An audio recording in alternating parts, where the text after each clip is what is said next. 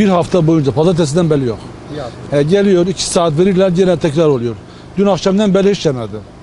Yani hafta arası geliyorlar. Geri bozuluyor. Sigorta atıyor. Hem sigortayı değiştiriyorlar. 2 saat geliyor. Ondan sonra tekrar duruyor. Tekrar şu anda yine çalışıyorlar aşağıda. Bir çözüm yok.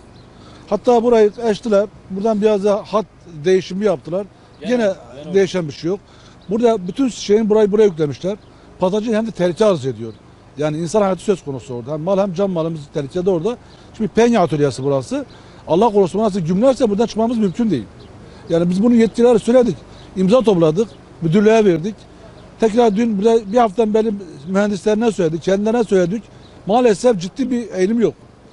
Biz burada perişan oluyoruz. Yani burada şimdi, tamam yapacağız, uğraşıyoruz. İşte kaldırmıyor. İşte bir şeyler yapacağız. Yaptıkları sadece gelip aşağı edip kaldırıyorlar yani.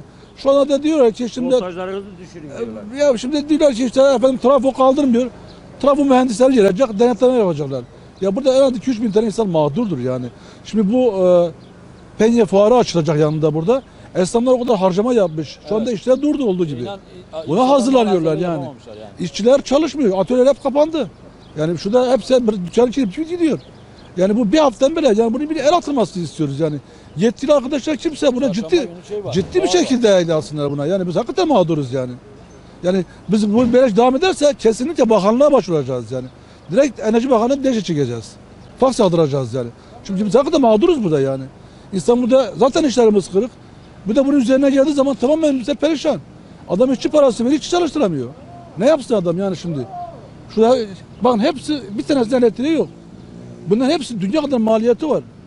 Kiraça veriyorlar, vergi veriyorlar, işçi parası veriyorlar. Ya bunlar perişan oldu ya millet. Bir an önce çözüm istiyoruz yani. Biz mutlaka bir çözüm istiyoruz yani. Yani bunu hep söyleye yorulduk.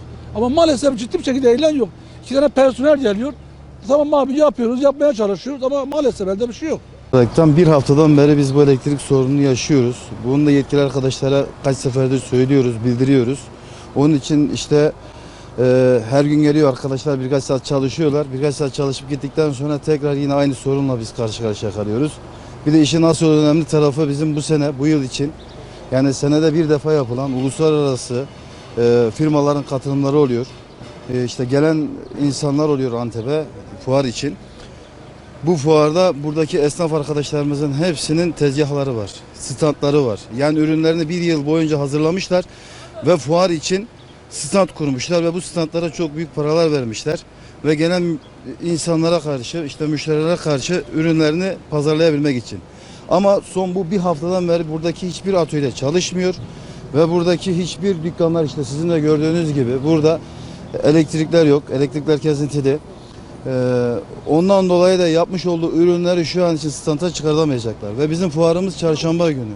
Çarşamba günü bunun yapılmaması demek ve biz bunu çıkarmamız demek ya hem memleket adına hem ülkemiz adına hem de buradaki yani tüm esnafların diyelim ki belirli işte kiralarda oturan insanlar, belirli bir kazançları olan insanlar bunlar tüm yatırımlarını bunun için yapmışlar ve sonuçta biz bugün burada işte bu elektrikten dolayı biz bunu yapamayacağız.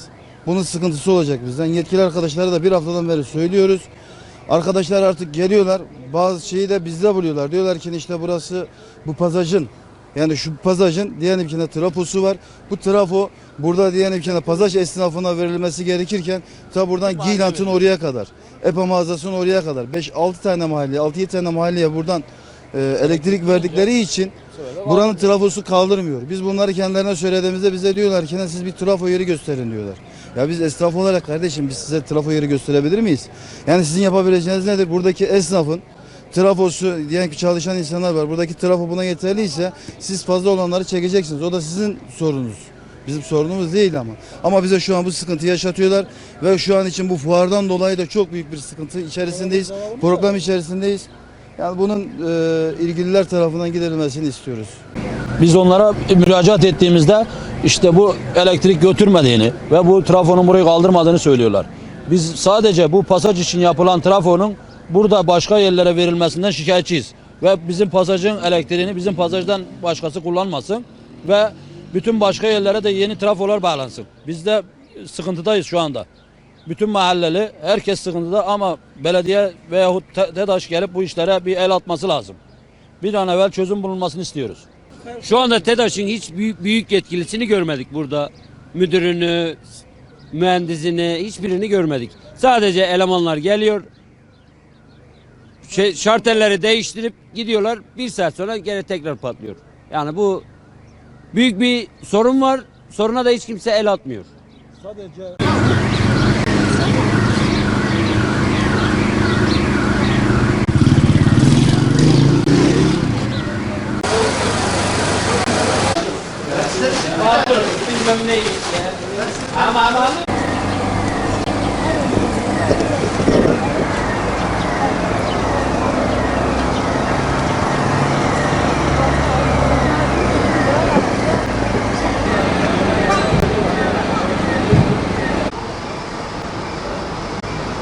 Görüyorsun kardeşim, rezillik. Esnafın hepsi yatıyor. Atölyeler boş duruyor. Memleketin göbeği. Gaziantep'in merkezinin merkezi burası. Yani son bir haftada her gün elektrik gidiyor. Her gün yapamıyorlar. Trafom değişecek. Gelin değişin kardeşim. Esnafın dükkanların hepsi boş ya. Bu arkadaşımız boş, öbürü boş, öbürü boş. Buraların belli bir gideri var. Özelleştirmeyle bu iş olmaz. Enerjisa, Toroslar bu işi yapamıyor. Yapamıyorsan bırakacağım, başka firma yapacak. Olmaz kardeşim, şu rezilliğe bak ya. Gelmişler iş yerlerinin saatini değiştirin. Sen önce trafonu değiştir. Sonra ikinci şeye geç. Olmaz abi, şikayetçiyiz. Böyle bir şey olmaz. Böyle bir yürütme yok. Yapamıyorsa bıraksın gitsinler. Biz paramızla hizmet alıyoruz. Hazırlıkları yapıyoruz. Yani altyapı oluşturmamız lazım. Belli masraflarımız var. Bugün her esnaf fuara 20-25 bin lira masraf yaptı. Bunlar hep giderler. Vergimizi veriyoruz. Elektriğimizi yatırıyoruz. Faturamızı ödüyoruz. Ürün çıkaramıyoruz bu arada. Ürün yok ortada. Kim çekecek bunun incelemesini? Esnaf çekecek. Yazık bu adamlara. Karşımıza muhatap yok. Telefon açıyoruz, telefonda muhatap yok. Dilekçe veriyoruz, dilekçe yok. İnternet sitesine yaz gönder. 300 tane şikayet dilekçesi almış internet sitesi. Olmaz ki abi. Ya 5 sene elektrik yok.